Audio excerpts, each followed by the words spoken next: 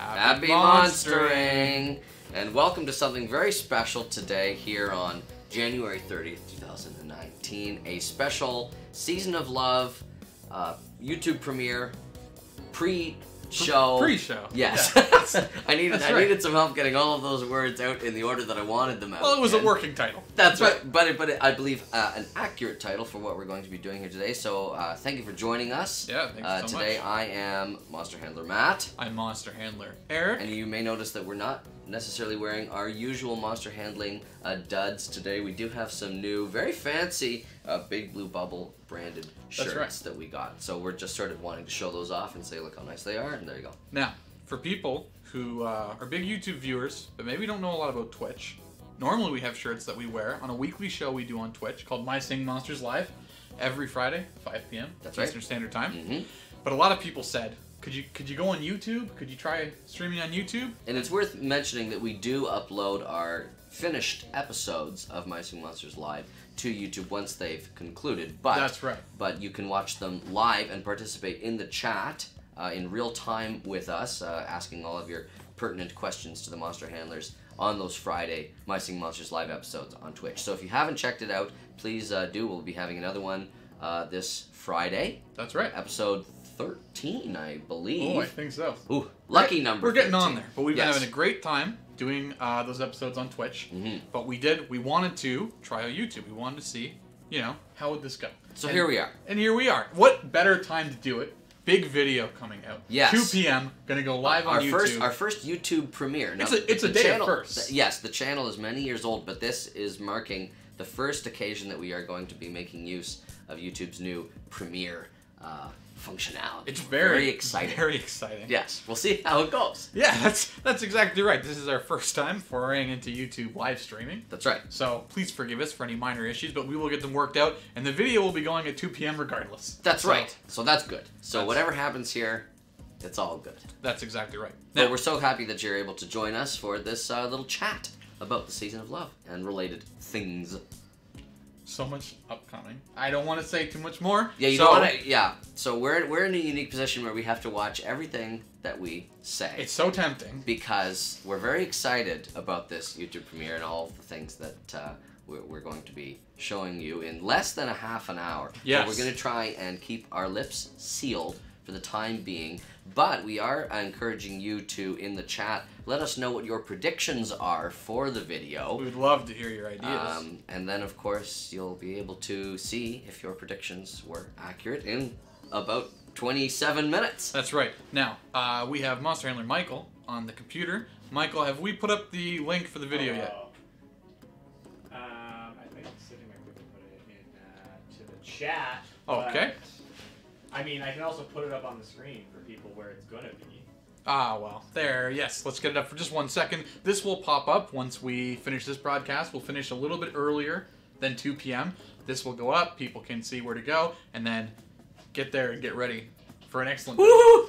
Very excited. I've got chills that multiply. But Season of Love topics that we can talk about. Yes. I know you wanted to share a little bit of information. Yeah, so there's some interesting insights that I wanted to share about the Season of Love, particularly. We will be revisiting some of this as well on our Friday episode of My Singing Monsters Live. But just wanted to give you sort of a behind-the-scenes look at the Season of Love specifically. So notably, the Season of Love is the first named seasonal event that we did in My Singing Monsters. We had, of course, been celebrating typical human holidays like Halloween, Christmas, Easter, Valentine's Day, stuff like that. But we figured that in order to enrich the monster world more fully, that we would create names, for the various seasonal events in My Singing Monsters. The monster world, and so the Season of Love was the first, was first named back in 2016, if I'm not mistaken. Somebody check that in case it's a stuff. I'm confident that that is when it was. But that was our first time officially branding this experience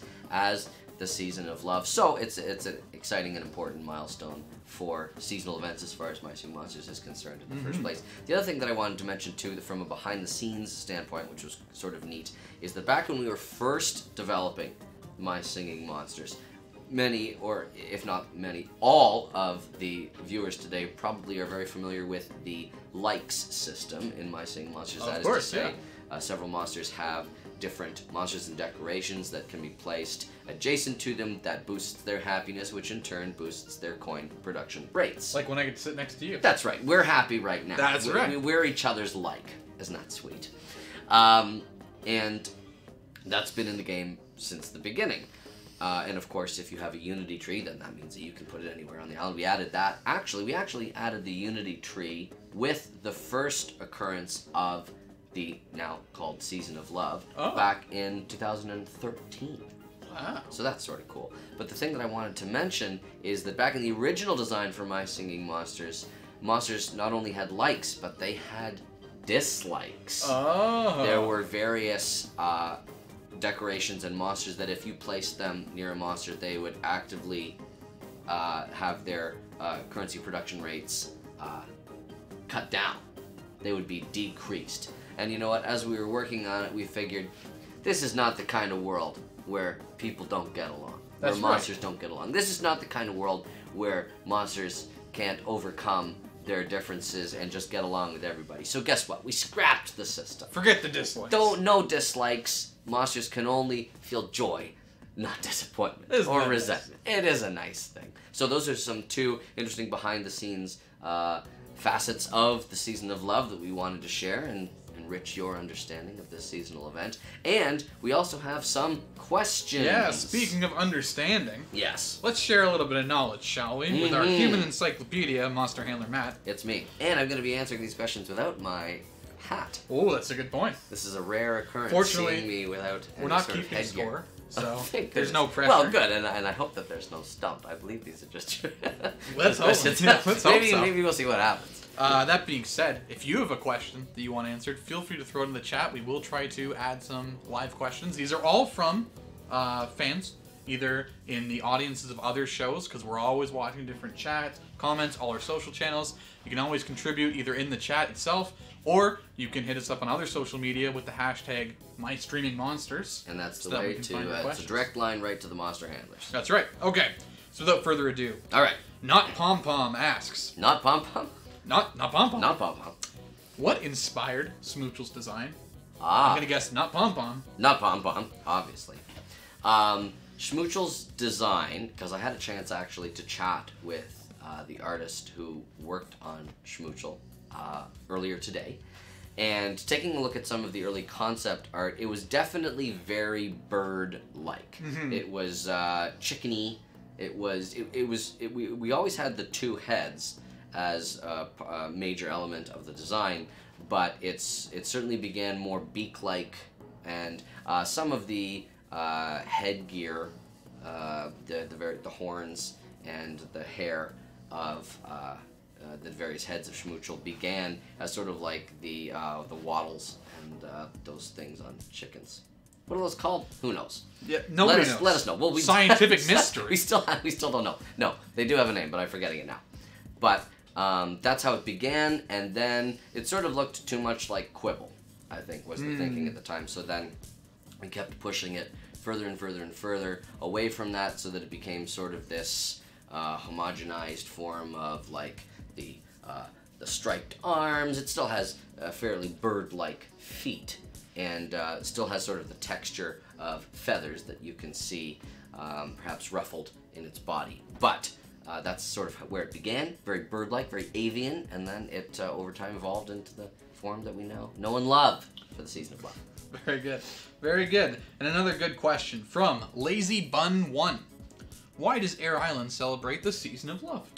Another great question.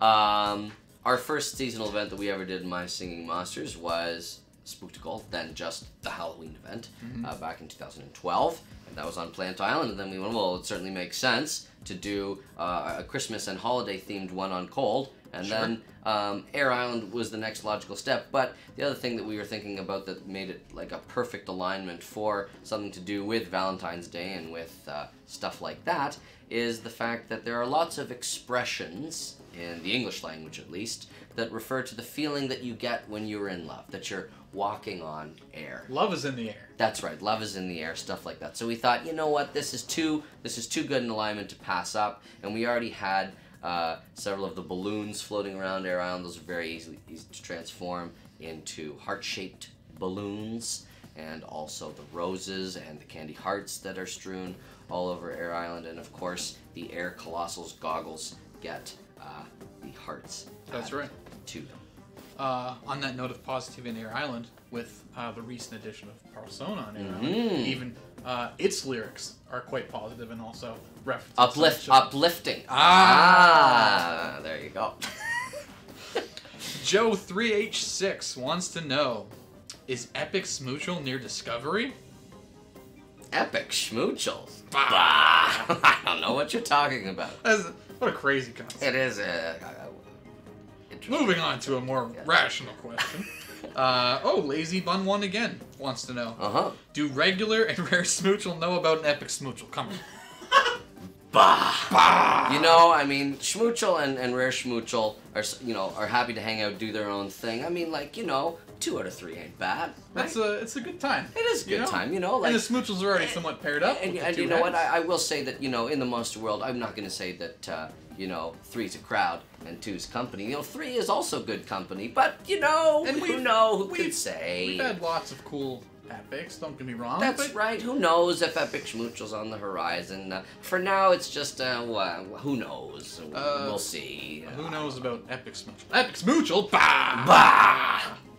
Cora Zucker MSM asks, on the new loading screen, there are 2 purple feet that could be part of another new epic. Come on. Would you say my guess could be correct? Notice it said could be. Could be. It could be correct. Could be bobbles, right? So, continuing the long tradition of loading screen teases, I don't know what you're talking about. Bah! Bah! Strimes Tweets 49 asks, if monsters share a symbiotic relationship with one another, are the separate Smoochel heads just friends? Or are they in a sibling-like relationship, seeing how they're attached together? Now this one, I believe, you want to reference the bio. Yes, in response to this question, I thought it might be prudent for us to take a look at what the bio says about Schmoochel. So, Eric, could you do the honors, please? Yes, here's the bio. Listen carefully. No one can agree on how the two-headed Smoochel came to be. Some say it began as 2 individual monsters who fell so deeply in love with each other that they forfeited their own bodies and decided to live together in just one. Others insist that they are just born that way, arriving in a puff of brightly colored feathers. In any case, the Smoochel is always a welcome addition to the Air Island course. It sure is. Thank you for that excellently eloquent reading. I wanted to show it was my own words. It was the bio, a very official, formal. Yeah, so you sort of rose to the occasion. That's right. Made it a very formal, nice. Rose to the occasion. Look at all these puns. It's great. So, in terms of how the Schmoochel came to be in terms of its final form, we do know that for better or worse, these 2 heads are stuck with each other now, and of course, we can see that the Rare Schmoochel, sometimes its love is not a perfect love, sometimes it gets into arguments with itself, but it's always able to, make it work, and that's a big part of love, is compromise. That's it. Right? Making it work, getting through adversity together. But the relationship that the Schmoochel heads have with each other, I would be tempted to say that it's a little different than the symbiotic relationship that we see in other monsters. Just because when I think of symbiosis, I think of 2 distinct creatures working together for mutual benefit. And because Schmoochel is just sort of one thing, it's sort of more in the quibble category of self-sufficient sort of thing, and it's not necessarily symbiotic. But I would say that the affection that the Schmoochel heads have for each other is special, perhaps unique in the monster world. Very cool. Flummy Flumox asks, what do Wordos do to pass time? So, Wordos, as we've previously mentioned, derive their lyrical inspiration through the consumption of relics. Right. And relics are, as it turns out, just sort of like music notes trapped in amber, and the amber is able to be cracked open, much like you would an egg, and then the note inside can be consumed, much and like then an egg. Inspiration abounds, much like an egg. That's right. So, Wordos, because they have the gift of gab themselves, are not worried about writing too many lyrics. I would say that in their spare time, Wordos are always looking to the world around them, the monster world around them, to be inspired and to write new songs. Some of which we may never hear, and some of which they may only ever remain in their own brains or on private sketch pads. But yeah, I would say that they're always writing songs that they love lyrics, and it's just something that they find themselves drawn to. That's very nice. Speaking of drawn, Fuzzy Furcon wants to know, how do you make the monsters look so good in game? Oh, well, thank you, Fuzzy Furcorn. That's an awfully nice thing to say. You Especially know, since you're a furcorn yourself, that seems like a little bit of self. but a fuzzy furcorn. We have crisp furcorns in game, unless fuzzy is in response to its nice, soft, hard to say. silky fur. But thank you very much for the compliment. We'll be sure to pass it along to the hardworking artists here at Big Blue Bubble. You know, when we set out to make My Singing Monsters, we wanted to make not only a unique Sonic game experience, and I don't mean the Hedgehog, but also that would be a wildly that would be a whole other Hedgehog thing. experience. Yes, that'd be a whole other thing.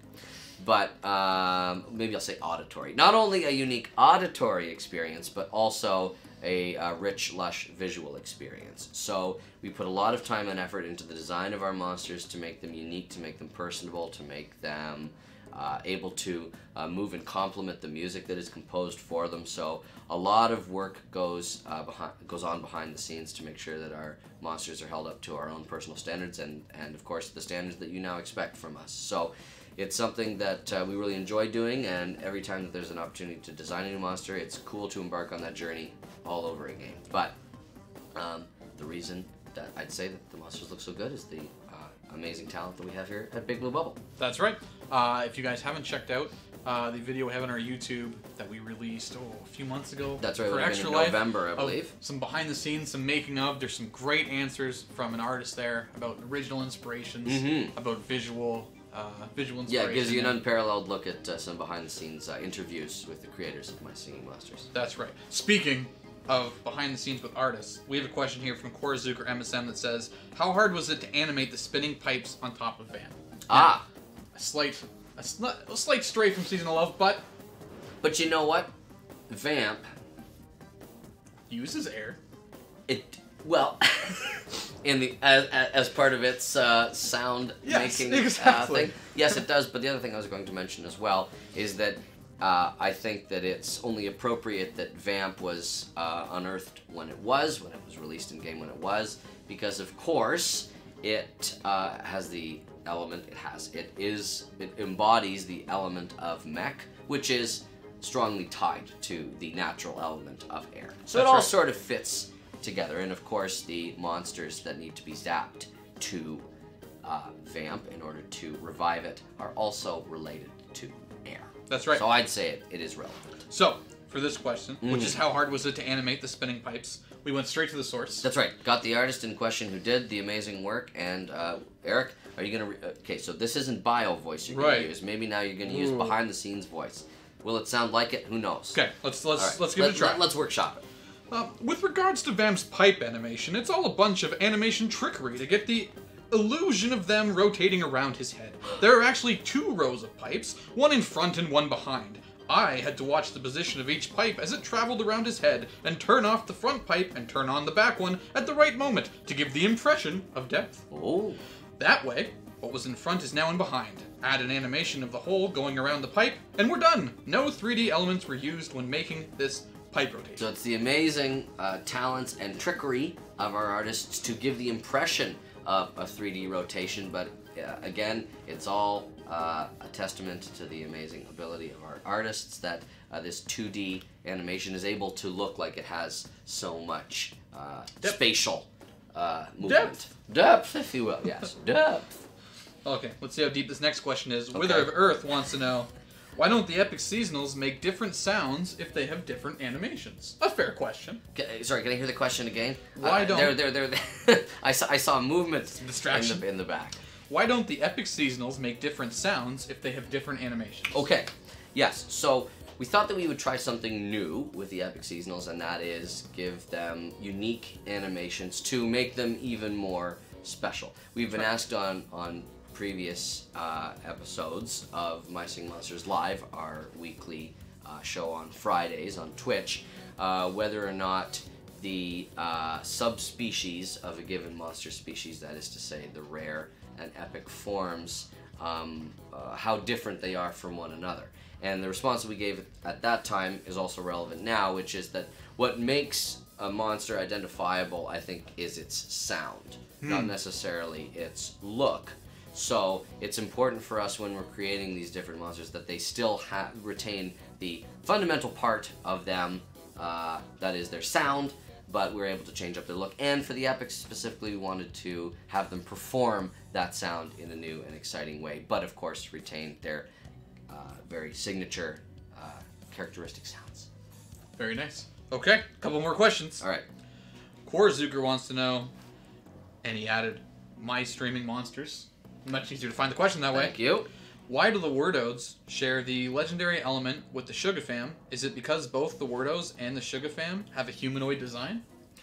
So, humanoidness is definitely related to the element of legendary. Okay. But it's not necessarily having to do with the fact that they are humanoid in shape, but more to do with the fact that they are inspired by and share a connection with performers from the human world. I see. So, obviously, the first legendary monster to be released in My Singing Monsters, the Sugar Bush, obviously shares a very important relationship with its artist, Christian Bush of Sugarland, which was an amazing collaboration that took place back in 2013 for My Singing Monsters. That was Sugar Bush and, I believe, Sugar Bush Island all that one year. So, a lot happened for the element of legendary back then.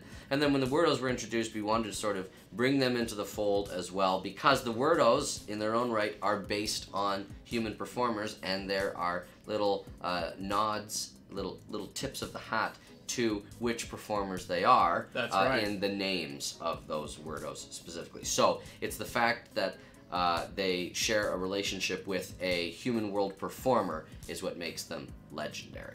If I was the Wordo, what do you think my name would be? Putting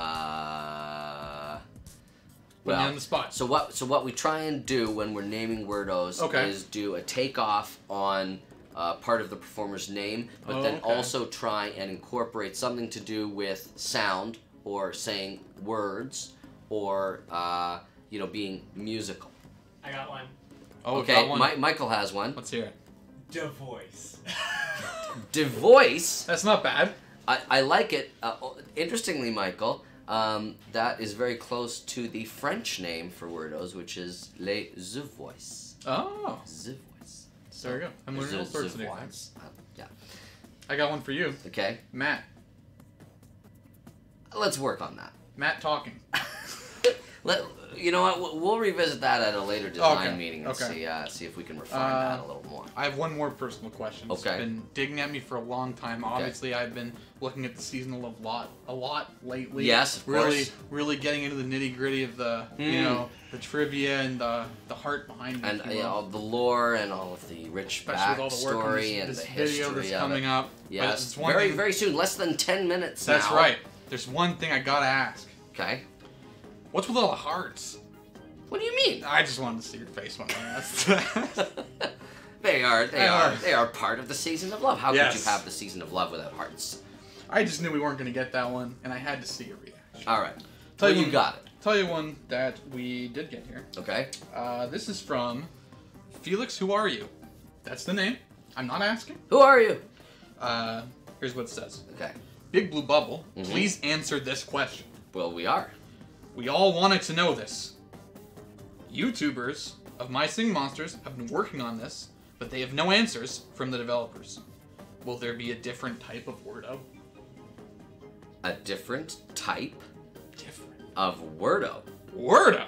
Well, I mean, we have 3 Wordos out in the wild right now. A nice odd number. 3 is a magic number. Yes. Right? It's in the sides of a triangle. Sometimes I don't get it. It's like, hey, is there an epic smooch? We want 3. But now it's like there's 3 Wordos. Right, It's there's like, is there a already fourth there's one? already 3. Will there And be you 4? make up your mind? Yeah, it's I'm not entirely sure. I mean, like we did just finish mentioning that the Wordos share a specific relationship with a human performer. Yeah. So I just don't know who we'd get to do. The voice. Sure. That's right. Well, I mean that's one possibility, but I just don't know who we would get to do the voice of this fourth Wordo. Sydney. Oh, we should ask her. Yes, because for Sydney has any, been in the chat. Yes, for any YouTubers who have not been watching Twitch or the Twitch replays on YouTube, Sydney's in the chat. Monster Handler Sydney is often there taking comments, recording these questions actually, and interacting with you guys. I'm sure she's been around. Right. In the chat there, so. So then maybe we'll ask her. Maybe Yeah. we'll see. So, you know, I don't really know. Like you say, it's sort of hard to say at this point whether or not 3 is the magic number because, you know, like we've got 2 schmoochels, people are asking for a 3rd. We got 3 wordos, people asking for a 4th. What's next? We're going to have 4 things and then people asking for 5th. It'll be like a weird sort of Fibonacci sequence, but not, because that's not the Fibonacci Fanonacci. Fanonacci. Oh, very good. You've coined that. Yes. Watch that be used in pop culture for years to come. That's right. Fanonacci. Now, speaking of 5, there is just under 5 minutes left until the video premieres. So I'm wondering if maybe we should start redirecting people Yes. to the video. Yes. Yeah, what I thought is those last 2 minutes we can move everybody else over. That sounds like a great idea. So as we approach the end of our pre-show here, we want to thank everyone who sent in their questions. Thank you so much. And we relished the opportunity to answer them for you today and provide a little bit more information about the monster world and That's about right. some behind-the-scenes aspects of the work that we do here at Big Blue Bubble. Hopefully you guys enjoyed those answers. We'd love to hear more questions. Just send them to us with the hashtag MyStreamingMonsters so we can find them. That's right, and then with any luck, they might even appear on this Friday's program on Twitch. Very well could. 5 p.m. Eastern Standard Time. I will be back wearing the hat that I am so known for. You'll be playing the game we like to call Stumped. No, we will be playing a game called Trivia. Not the way you play it. During which fans ask questions of myself, Monster Handler Matt, Specifically to try to stump him. These are not, oh, I just have a little information I'd like to know. Right, These are they a quiz. Right, it's a quiz, and I have historically not done very well. I will say that I'm doing better this calendar year than I was in 2018. That is true. Let's acknowledge that. Yep. I will give you full credit. You've impressed me with some of your answers so far this year.